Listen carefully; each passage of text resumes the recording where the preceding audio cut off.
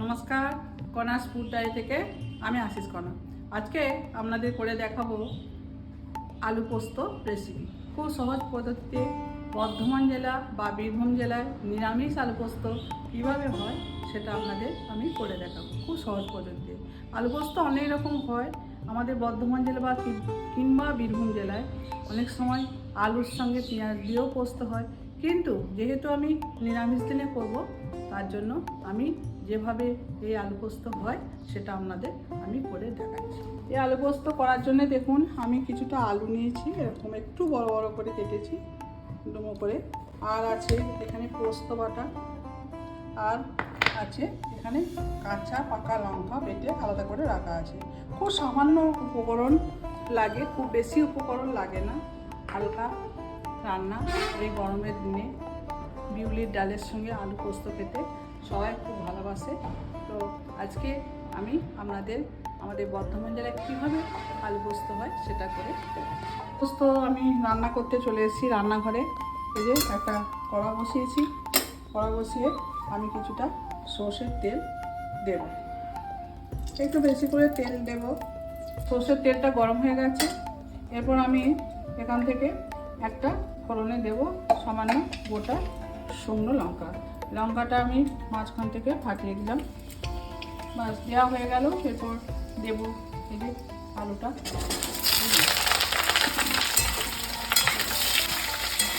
আলুটা খুব ভালোভাবে ভেজে নিতে হবে। বেশ হালকা যখন ভাজতে ভাজতে আলুটা যখন হালকা হয়ে যাবে তখন পরিমাণ মতো জল দিতে হবে। তো এখন আমি করবো কি, আলুটা ভালোভাবে ভেজে নেব। দেখুন আমি আলুটা লাল লাল করে ভাজছি, প্রায় হাফের ওপর ভাজা হয়ে গেছে। একটু ভালোভাবে আলুটা ভাজতে হবে, সুন্দরভাবে আলুটা ভেজে নিতে হবে। এখন আমার আলু খুব ভালোভাবে বেশ লাল লাল করে ভাজা হয়ে গেছে। এরপর আমি পরিমাণ মতো জল দেবো, খুব বেশি জল দেবো না, যেহেতু আমার আলুটা খুব ভালোভাবে ভাজা হয়ে গেছে। আর ভাজতে ভাজতে আমি ঢাকাটা খুলে দেখবো কতটা সেদ্ধ হয়েছে। প্রায় হাফের ওপর সেদ্ধ হয়ে গেছে। এরপর আমি পরিমাণ মতো নুন দিয়ে দেবো, পরিমাণ মতো নুন দিয়ে দিলাম। আবার একটু হালকাভাবে চাপা দিয়ে দেবো, কিছুক্ষণের জন্য চাপা দিয়ে দেবো।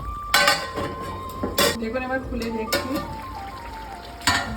যে দেখুন অনেকটা জলটা কমে গেছে, আলুটাও মোটামুটি সেদ্ধ হয়ে গেছে।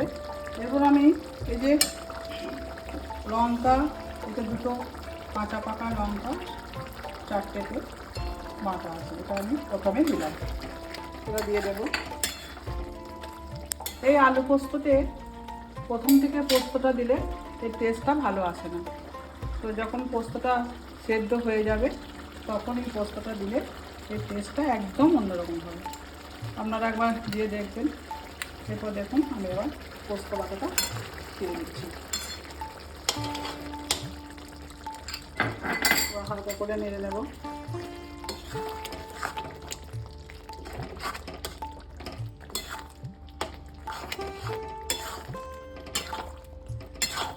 একটু সামান্য পোস্তর যে বাটিটা ছিল ওই বাটিটা দিয়ে সামান্য একটু জল দিয়ে দেবো।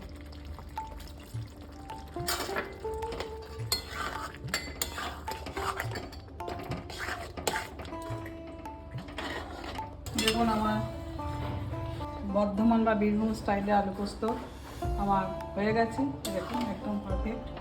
এরপর আমি আর একটু আলু পোস্তটাকে একটু স্বাদ আনার জন্য একটু সর্ষের তেল দিয়ে দেবো।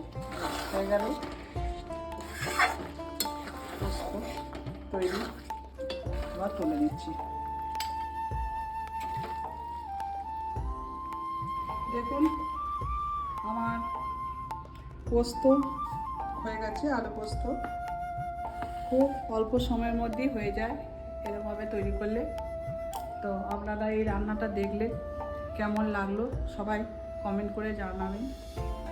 আর সবাই এরকমভাবে আমার মতো একবার পোস্ত বানিয়ে করে দেখবেন, আশা করছি ভালো লাগবে। আর যদি ভালো লাগে সবাই লাইক শেয়ার সাবস্ক্রাইব করবেন। সবাই ভালো থাকবেন, সুস্থ থাকবেন। নমস্কার।